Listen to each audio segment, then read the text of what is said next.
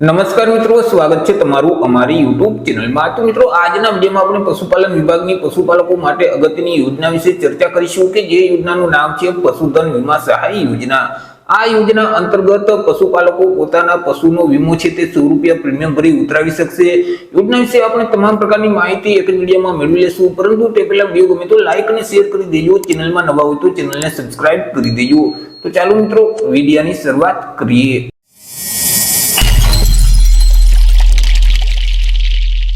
મિત્રો, આ યોજનામાં જો તમારે ઘર બેઠા જ ઓનલાઈન અરજી ફોર્મ ભરવું હોય તો અમારા જે WhatsApp નંબર છે 6352228352, આ નંબર પર તમે WhatsApp પર મેસેજ કરશો કે અમારે પશુધન વીમા સહાય યોજનામાં ઓનલાઈન અરજી ફોર્મ ભરવું છે, તો તમને નજીવી ફી સાથે ઘર બેઠા જ અરજી ફોર્મ ભરી દેવામાં આવશે। ચર્ચા કરી લઈએ મિત્રો, આજે પશુધન વીમા સહાય યોજના છે તે યોજનાનો મુખ્ય હેતુ શું છે।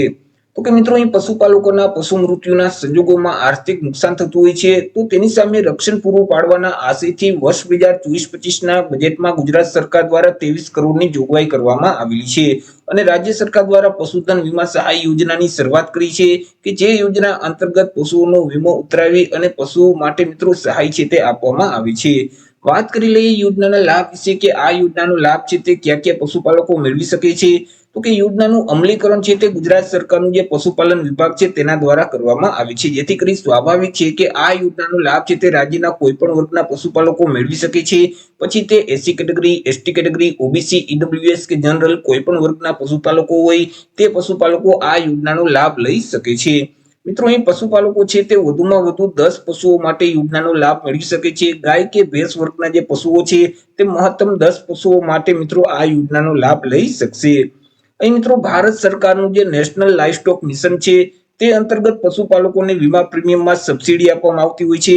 તે ઉપરાંત મિત્રો, રાજ્ય સરકાર દ્વારા આ યોજના અંતર્ગત વધારાની સહાય છે તે આપવામાં આવી છે। મિત્રો, આ જે પશુધન વીમા સહાય યોજના છે તે યોજનાનો લાભ મેળવી અને વીમા કંપનીને ₹100નું પ્રીમિયમ ચૂકવી અને પશુપાલકો પોતાના પશુનો વીમો ઉતરાવી શકશે।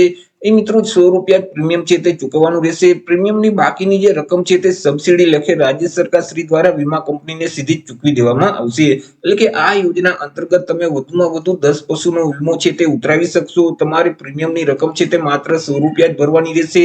પ્રીમિયમની બાકીની જે રકમ છે તે સબસિડી લેખે સીધી જ સરકાર દ્વારા વીમા કંપનીને આપવામાં આવશે। વાત કરી લઈએ યોજનાનો લાભ મેળવવા માટે અરજી કઈ જગ્યાએ કરવાની રહેશે। તો કે આ યોજનાનો લાભ મેળવવા માટે પશુપાલકોએ ઓનલાઈન અરજી ફોર્મ ભરવાનું રહેશે। મિત્રો, અહીં ઓનલાઈન અરજી ફોર્મ જે આઈ ખેડૂતનું પોર્ટલ છે એટલે કે iKhedoot.gujarat.gov.in નામની જે વેબસાઇટ છે તે વેબસાઇટ ઉપર જઈ પશુપાલકોએ ઓનલાઈન અરજી કરી દેવાની રહેશે। વર્ષ 2024-25 માટે ઓનલાઈન અરજી ફોર્મ શરૂ કરી દેવામાં આવેલા છે। 1 ફેબ્રુઆરી 2025 થી અરજી ફોર્મ શરૂ કરવામાં આવેલા છે। 1/1/2025 થી લઈને 31/1/2025 સુધીમાં તમારે ઓનલાઈન અરજી કરવાની રહેશે। ઓનલાઈન અરજી ફોર્મ ભરી તેની પ્રિન્ટ કાઢી અને તેની સાથે તમામ ડોક્યુમેન્ટ એટેચ કરી તમારા જિલ્લામાં અથવા તો તાલુકામાં આવેલ જે નિયામક બાગાયત વિભાગની જે કચેરી છે તે કચેરી ખાતે 7 દિવસની અંદર અરજી ફોર્મ જમા કરાવી દેવાનું રહેશે।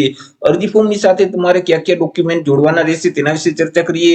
તો અહીં જો મિત્રો, પશુપાલક છે તે SC અથવા ST કેટેગરીમાં આવતા હોય ત્યારે જાતિના દાખલાની નકલ સાથે જોડવાની રહેશે।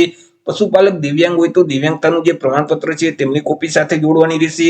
રેશન કાર્ડની નકલ છે, આધાર કાર્ડ અથવા તો ચૂંટણી કાર્ડ અથવા ડ્રાઇવિંગ લાયસન્સ અથવા તો કિસાન ક્રેડિટ કાર્ડમાંથી કોઈ પણ એક ડોક્યુમેન્ટની નકલ જોડવાની રહેશે।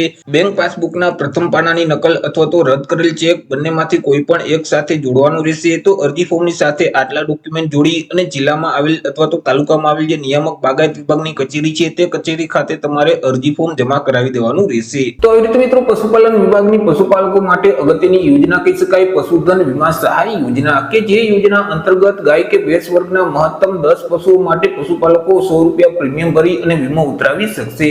આશા રાખું છું વિડીયો પસંદ પડ્યો હશે। વિડીયો પસંદ પડ્યો હોય તો લાઈક અને શેર કરી દેજો। ચેનલમાં નવા હોય તો ચેનલને સબસ્ક્રાઇબ કરી દેજો। ફરી મળીશું એક નવા ટોપિક સાથે એક નવા વિડીયોમાં। ત્યાં સુધી જય હિન્દ, વંદે માતરમ।